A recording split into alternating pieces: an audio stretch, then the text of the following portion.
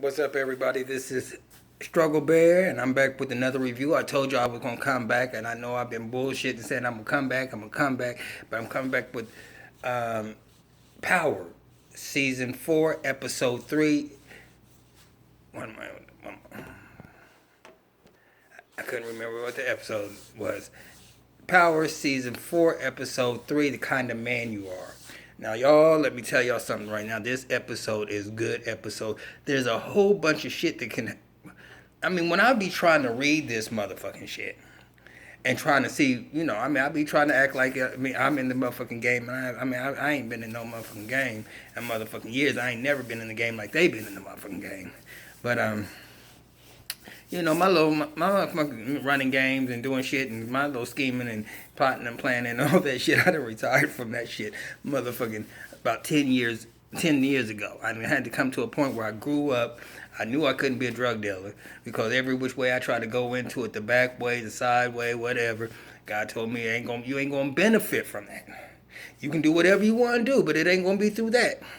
And so I had to learn that way that I wasn't going to do it. But then I had to go, different ways of doing it. And one thing I did learn in life, anytime that you do something you don't earn it the right way, you might benefit from it for that moment, but that motherfucking shit's going to be taken away from you at another moment. It's like motherfucking karma is a motherfucking bitch. What you motherfucking do is you're going to reap what you actually motherfucking do. But this episode is a good episode, y'all. So let's get into it. It starts off with... Julio, that Attorney General's office or whatever, whoever the office that Angela works for, because they're not FBI, I don't think so. And if they are, I don't think they are FBI. I think they're with the Attorney General's office. Well, they got Julio coming in handcuffs, and they got Andre, and then they got motherfucking Lakeisha. And I said, well, what in the fuck motherfucking happened? Shit, goddamn, this shit wasn't going... normally an episode would start off with what somewhere close to where it ended the last one. And I know one thing I did not sit there... Did I mention Terry, the attorney that's working second chair with Proctor?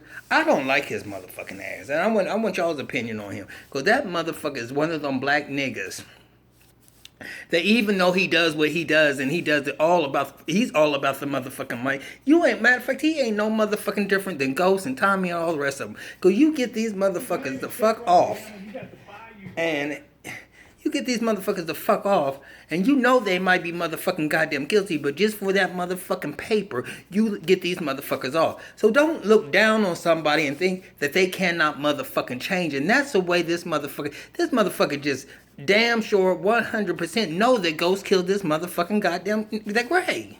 And I don't like him. I'm not saying that he ain't gonna give him his motherfucking best, but I don't like his attitude because when Ghost called him back in, he's like, nigga, I need you, but I don't like how you be coming at me sometimes. He said, why? And when he kind of came at Ghost, and I was like, you bitch ass nigga, and your little smile on your face, and like, oh, I see exactly who you are, bitch. Who in the fuck do you see? You see this motherfucker who came up and had more motherfucking coins than your motherfucking ass did. You got a nigga who motherfucking can hire your motherfucking bitch ass, and now your motherfucking bitch ass are jealous because this motherfucker has all this motherfucking money, and you don't have that money. Now, yeah, you get some money, you get paid off this motherfucking shit, and you getting your motherfucking loot off. You getting your loot, but nigga, right now, don't be sitting there trying to talk down on somebody because it's in the orange motherfucking jumper. Bitch, you a bitch ass motherfucking nigga, and I don't like him. So anyway, they trying to break each one of them down, and that bitch Angela is interviewing Lakeisha, and she said, and you how many years have you and Tasha been friends? And how many years did he ever move out? And when did he move back in? And he said, move back in. Is he sleeping in the same room? And Lakeisha said, first of all, all the motherfucking questions you motherfucking asked me, bitch, you already motherfucking know because it was you that he left her for. So, bitch, don't act motherfucking goddamn brand motherfucking spanking new. And it was like, well, if you want to protect yourself and your kid, you will want to be cooperative. Now, y'all know, first of all, Keisha even though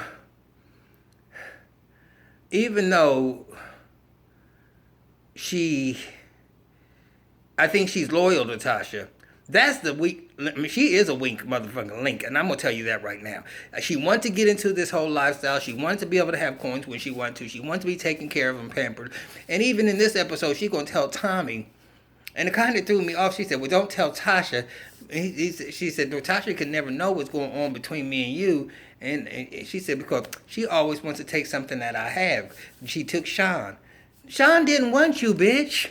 Only reason why Sean came over and fucked you because he sit there and see motherfucking Tasha with Ghost or whatever, and he got motherfucking goddamn jealous. Sean wanted Tasha all along. He didn't want you, bitch. And he just did that because he was motherfucking horny and he was a little bit mad and he knew he could smash you. I mean, I don't want to even call you a bitch because I think you're a good friend, but bitch, you starting to with that whole little comment thing. And then Tommy's like, yeah, you right. I mean, she can't ever motherfucking goddamn know. I'm glad they're gonna keep it a motherfucking little secret. But that motherfucking shit just kind of threw me off in this episode when she sit there and said that shit. And I was like, bitch, Sean, for real, nigga. What did she take James from you too? Did she take Ghost? I mean, bitch, you sitting there making it seem like all she ever does is come and take your motherfucking man. And if that's the case, bitch, you a bad bitch. How does she keep on taking your motherfucking man? That bitch got on my nerves on that one. So anyway, so they questioned her. So she basically didn't tell Angela nothing. And Dre and Julio, they fell right in motherfucking line too. They was like, look, this nigga gave me a chance when nobody else would give me a motherfucking chance. And James St. Patrick is not no killer, and he would never kill nobody, and he doesn't do anything illegal. And I mean, just because whatever his past might, I didn't think they got into the past, but basically it's saying the person you trying to sit there and describe to me is not the person that I know. Because he could never kill nobody. He's not that type of person. So everybody held up and everybody was strong. So then, after that, after she got released, she goes over Tasha's and Proctor and Terry's over there. And they said, well, what did you say to him? What exactly, did you say anything that could harm him? She said, nah, I didn't say anything. I mean, I just answered a question, but I mean, I didn't sit there and say anything that was, damage, nothing like that. I ain't no dummy. I mean, shit, what the fuck? And so they was like just making sure she didn't say anything. And she said, well, if they ever call you in again, do not say a word until you call me or Terry and let us come up there because you ain't to speak to nobody with us around. Period. Point blank. Period. And see, the one thing that Angela was trying to get from Keisha, is what they wasn't operating living as husband and wife, so that she could maybe have a chance to break spousal privilege, and they could be able to make her testify. Because Tasha ain't gonna be able to, is not gonna testify regardless of whatever. Even if she does, she's not gonna get up there and whatever she's gonna say, it ain't gonna be the. I know you when you say take that oath, you supposed to tell the truth, the whole truth, and nothing but the truth. But that bitch ain't gonna say nothing that's gonna hurt her motherfucking husband. Period. Point blank. Period.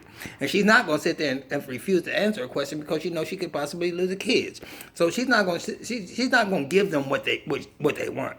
And I don't see Tasha ever taking a stand anyway. And so Tasha was want to just reassure Keisha after they left. Look, girl, she said, do you think they'll make you have to testify against your husband, against Ghost? And she's like, nah, I ain't never gonna sit there, that's never gonna motherfucking happen. But she said, don't worry about it. I ain't gonna sit there and ever say nothing about you. I got your back 100%. They ain't gonna never get you. It will not be. You're covered. I'm not gonna ever bring you into the whole situation ever. So she's just trying to calm her little bitch ass down. Now, Tommy then took the kids to school, and Raina gets out, and then, and Tommy tells Tariq to stay there. He said, well, I mean, you know your father loves you. I don't care. He said, I think he might even did it. You're always lying. So Tommy just want to reassure Tariq that his father loves him, okay? But Tyreek's motherfucking dumb ass got this motherfucking brick on his shoulder. Hold on, y'all. And he trying to act all motherfucking hard. He's like, I don't care if he go where with him because they talking about putting him in jail. I don't even care because And so he said, look, man. He said, your father lied to me before. And sometimes I might get mad at him. But the one thing is, Tyreek, he would not have murdered a cop. He said, well, maybe you hadn't just been around. And I'm like, look at you, little motherfucking dumbass boy. How you gonna sit there and tell this man, Uncle Tommy, to you, what he might not know, like you know something that he don't motherfucking goddamn know, bitch. How you know when motherfucking goddamn, what's the name? Don't even fucking... If Slim, who Slim Kane slash Kanan was such good friends with your father, why hasn't he come around to in your father's life and say, I'm here with your son? So your dumbass ain't even recognizing none of this motherfucking shit. You on this lolly, act like you a motherfucking thug now. Now Raina coming in there on her phone, and I guess that it's in the newspaper now that James could possibly get the death penalty. So the kids are sitting there, making her cry. Tyreek comes up in there and pushes the guy up against the wall. And like, nigga, stop it, motherfucker. Shit. No, Tyreek comes up, he pushed him up against the wall later on. No, he told him, he said, what you gonna do? Shoot me like your dad shot that cop? He said, maybe. And he gave him that motherfucking look. I mean, and the little young nigga is trying to give that hard look. But I'm saying, nigga, you can't be a bitch and a nigga at the motherfucking same time. And when you being motherfucking goddamn stupid, you cannot be a motherfucking nigga at that time because, nigga, you doing dumb nigga shit. Okay, so if you want all of a sudden become this hard-ass motherfucker that's gonna throw down, nigga, you ain't putting no motherfucking hands up yet. And even though you push him over into the motherfucking locker, nigga, I still think you a motherfucking bitch and that motherfucking white boy if he wasn't scared because your daddy is on trial for motherfucking murdering somebody, then his motherfucking ass will smoke your motherfucking ass because you ain't no fighter. You just don't become no motherfucking nigga over motherfucking night because you done had a couple of motherfucking goddamn drinks. Nigga, that's something that's embedded in you. You a motherfucking bookworm. You a motherfucker that's been privileged. And you didn't... I mean, you ain't about that motherfucking life, Tyreek. And I hate to see somebody that young that switched that quickly to act like he's a part of that life. Now, if he started hanging in the hood and was there like for a whole year or whatever, and he started being around there and that's what he learned, he picked up, then that's one thing. But you ain't gonna be able to pick that up after having a couple motherfucking drinks with motherfucking Slim. That's where this whole motherfucking character switch up. I know 50 or whoever's writing this motherfucking shit is trying to make it seem motherfucking realistic too. And it is, y'all. I mean, I'm going to tell you. When I think about how that motherfucking real game actually is, and for you to make that transition over like Ghost is trying to do, I mean, I can see that. Because I know motherfuckers who have been kingpins and now just doing their legitimate shit. And not even part of that game no more. I know people who have done that. I know people who is about that motherfucking life. I know people who are gone. Okay, but see, all I'm sitting there saying is, when you sit there and try to make this realistic with Tyreek is not the best actor in the whole entire world either. Because you just don't switch up with your hardness when you was this little soft boy that just clueless.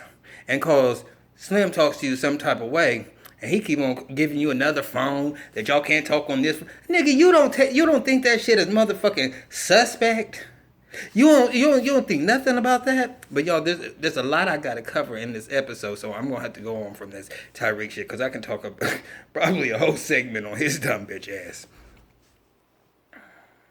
So mob guy Tony now knows, I mean, he got a call. I mean, he got some ramen noodles, and inside the ramen, I knew it was a phone in there. I was like, that shit's plain as day. There's gonna be a phone in there. And inside the package of the ramen noodles was a motherfucking goddamn telephone. Okay, now that's some crazy ass shit that shit can come the fuck through and come like that, and they just, I just don't know how that motherfucking shit happens. But when you got money and you pay for that type of shit, then you get what you get. So, but anyway, he makes a phone call to his man. He said, well, all I can just tell you, these ghosts. So Tony is already pretty much convinced that he is Ghost. So his bitch ass is gonna go up to Ghost and say, he said, you know what? I was watching you the other day with Biscuit. And I know you ain't no normal, everyday type of dude, Ghost.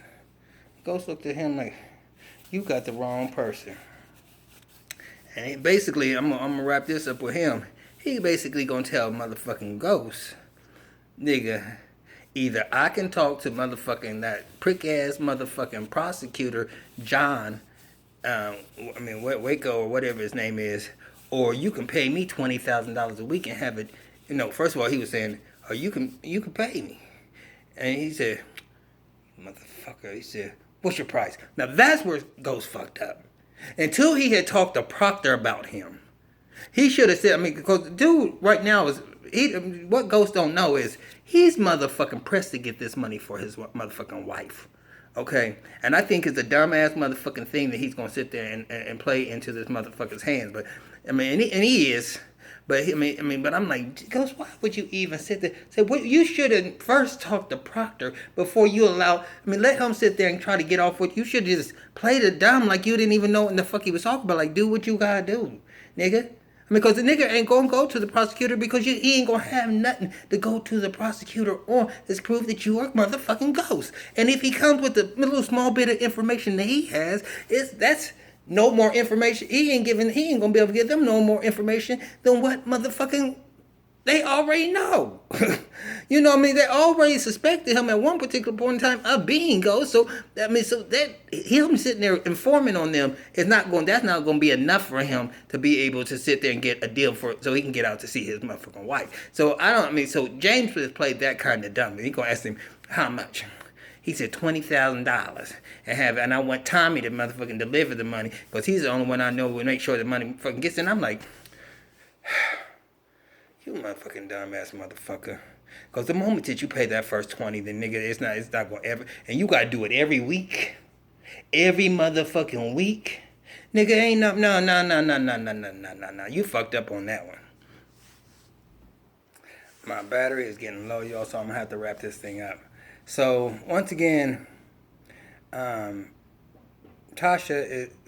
is sitting there acting like she's so fucking worried about getting motherfucking locked up and whether Tasha would talk or not. And Tommy over there, you ain't eating Chinese food together. Now they're a little couple or whatever. You know, that secret motherfucking side piece, motherfucking goddamn, that's gonna be my bae, but ain't nobody can know about my bae and shit type of shit. So he over there. And, in the meantime, Terry and Proctor are trying to get this DNA thrown out. And Terry gonna come in and say, I can't find no video of that motherfucker getting pulled over. And so, and he's like, Terry is asking Proctor, what is your interest in these motherfuckers? Why you be protecting them and being like on a high wire type? Walking across at a circus and on a high wire, and that you got tiptoe around these motherfuckers. And he's like, so Proctor can't give the whole story of how he knows Ghost and why he was forced to actually represent Ghost. I don't think he would probably accepted Ghost as a client, but he had to because of the situation Ghost had on top of him, and now they end this whole thing motherfucking together. But I like Proctor. Because Proctor is about getting shit done. He's like, nigga, you just worry about finding out that something on that motherfucking goddamn stop. And so he off to, working on that. Now, because, he couldn't find nothing. And he was just thinking that Ghost just made the shit up out of thin air. So, remember last year, oh, no, I can't answer that. Remember last year, y'all, that on the last episode, or the last two episodes, that white guy that was helping Knox out with that tape recorder and clearing it up for him? And that's when he went over to see Mike. Well, him and Mike and John was in the conference room, and they was trying to come and work on his testimony. He's like, well, first of all, y'all need to stop trying to make Greg out as the motherfucking Mo, because he was not the motherfucking Mo. And they said, well, that's the story we coming up with, and that's what we're going to do. He said, well, if you want my motherfucking testimony, then I want my friend, to be buried with honors and not go down as if he was doing something illegal. And he said, so I'm not going to testify. His ass goes in and he said, because everybody knows that Angela was the motherfucking goddamn Mo, but it wasn't Angela. So there's so many things that's going to happen in this motherfucking shit. Number one, Keisha and Tommy, them fucking around is going to come out. Number two, Tyreek is going to find out about that Kanan is actually that the Slim is actually Kanan. Number 3, Mike is gonna get motherfucking goddamn called out because he's sloppy as a motherfucker too. I don't know how he got in his motherfucking position, and he's just as sloppy as a motherfucking bitch can be motherfucking sloppy. He be putting shit in dumb motherfucking places that just obvious that ain't the motherfucking stilo. He don't think about what he's motherfucking doing. He just does the shit off the motherfucking fly. And number 3, and number 4, it's gonna come out that James is not gonna be the killer. And another thing that's gonna come out this season is gonna be Dre is gonna get his ass motherfucking lit the fuck up. There's a whole bunch of shit that's gonna happen in this motherfucking thing. But old dude ain't motherfucking having. So he goes to Angela's fucking office after he meets with them, saying, well, I ain't testifying if y'all, that's the scenario y'all gonna try to paint. Because I'm not gonna do it. I'm not gonna mess up my friend's reputation. He's gonna go down with his being able to have honors, and he's gonna be acknowledged as a hero and not no mole that sit there and was trying to do something illegal. So he goes to Angela. She's like, do you remember me?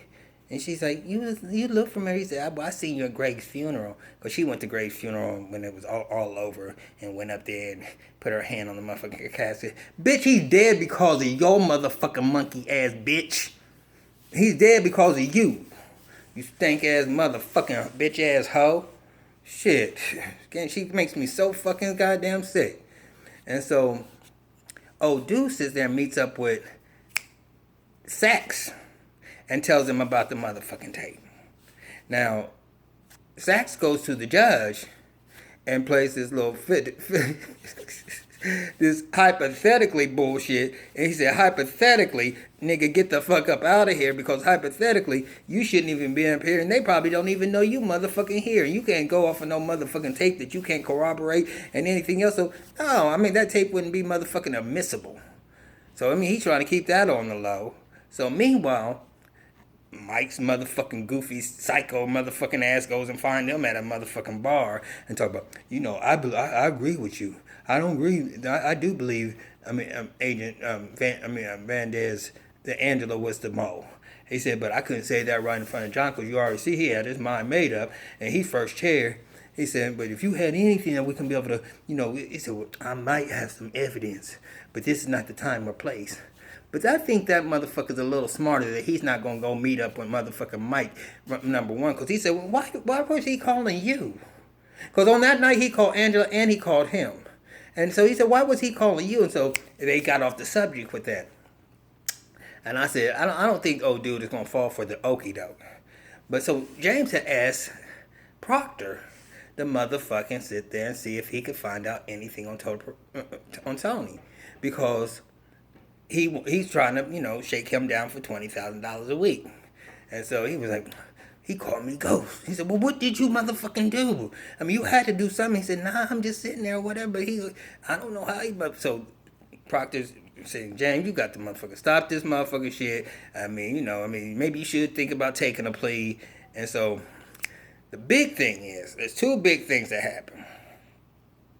One, they get the DNA thrown out because, number one, they found a camera where James was pulled the fuck over, and it was not documented. Now, that was within itself was not enough. But the fact that they did not disclose that there was a pullover, but the fact that they knew it was one, and Angela Vandez or whatever her name is, she knew, and that nobody sit there and chose to be able to disclose it. So that was thrown completely out. So now all they got is the fingerprint and the motherfucking goddamn gun. They can't really tie the gun to Ghost right now. So things are starting to look a little bit shabby for them. But Tommy's having issues on his side with having to move the way he has to move. And that's another thing I forgot to tell y'all. Because they decided that they were going to start telling Tommy. And so they put a little tracker underneath his phone. I don't know if Tommy knew, when he said he was going to keep a low profile, if he knew this, but he called old Mom Dukes over that motherfucker and gave her the keys to the motherfucking goddamn, whatever car he had. I want to say Camaro, but it wasn't a Camaro, whatever, it was his baby. Okay, he gave her the keys to that, and he started to drive around in like one of them black trucks like Ghost used to drive around in. And I'm like, nigga, you so motherfucking smart. So they doing all this motherfucking shit, and and covering things up. Because I said, when it comes to sitting there getting around the motherfucking law, they know how to have diversions to make them see one thing and something else is motherfucking going on. They did that with the laundry truck last year or in the first season or whatever. They've been doing that for a minute. But so so that heat is coming on. Okay, now I know I done mixed some things up in this episode, y'all. But we got Raina, who after school I told you where she found out that her dad might be getting a death penalty, so she already sad about that. And Tyree comes up and his ass goes over to motherfucking goddamn Slim's house. And they drink. He said, you know, I'm at that workout trying to tell you, are you ready? He said, yeah, I'm ready. And you know what he's doing? He's getting the motherfucking codes to these people's motherfucking floors. Because you know how you can take the elevator to somebody's motherfucking apartment, go straight into their apartment. And he's going in and robbing these motherfucking people in this motherfucking building. And he's starting with motherfucking Tyree's friend in the motherfucking building. He got him occupied playing video games with him. And then while they robbing, I said, you got to be the dumbest kid to come out and not question whether what you doing is fucking wrong or motherfucking right, nigga. I don't care how you grew the fuck up. If you grew up, then the way that you grew up, you definitely know right from motherfucking wrong. And even your motherfucking sister is trying to come in and say, she's like, I don't know why you keep on skipping school and doing all this shit. And I'm saying, you know what, this dumbass is skipping school too? How the fuck, what the fuck is wrong with his ass? Tommy feel like everybody's feeling like falling apart, and Proctor had to just reassure him, look, everybody just needs to play it straight. Nobody's gonna flip on nobody's. Hasha ain't gonna have to sit there and testify. They just want y'all all motherfucking goddamn scared. Y'all ain't new to this shit. They gonna say all types of shit to make you feel like they got more than what they motherfucking goddamn got. But you ain't supposed to fall for the dumb or the okey doke. I mean, you supposed to motherfucking goddamn know and stand firm. I got me some representation, and I'm gonna let them handle this motherfucking goddamn shit. And if they come to you, you ain't supposed to say a motherfucking word. You supposed to be a lawyer. Period. That ends everything. Just stops it right in this motherfucking tracks. So I mean, it's not looking too good right now. And I know that there's a whole bunch of things that are going on, and my phone's about to die. So I'm gonna have to do this getaway. I'm going to do it the getaway. Hold it up right here. So, now you'll get to see me all up close and shit. But yeah, I'm trying to think. Old dude, like I said, that from last season, I can't even remember what his name is for real. But he's the one that cleared up that tape that they actually have. But Mike thinks he's gonna get close to him. Mike probably will end up killing him once he gets whatever he gets from him. But Mike is making so many fucking mistakes that I think he should have threw that gun in the motherfucking goddamn river when he was going to. He should have just done all that motherfucking shit and been done with this shit. But no, his ass is always trying to think he looks slow. What y'all think about this episode? This was a good episode to me. It was a real good episode, and I'm just sitting there saying all the open possibilities that can happen. Tyreek can be motherfucking goddamn killed. Motherfucking Dre can be motherfucking killed. I'm not worried about Tommy, Tasha, or motherfucking Ghost, or motherfucking goddamn Angela getting killed. Because that's the storyline, period. So, I don't think Keisha's going to get killed. So, because she's not somebody who's going to be terribly missed. Because when she left out this season, I was glad to see her alive, but it's not something that she wasn't seen no more that I was going to be, Keisha, where have you gone, bitch?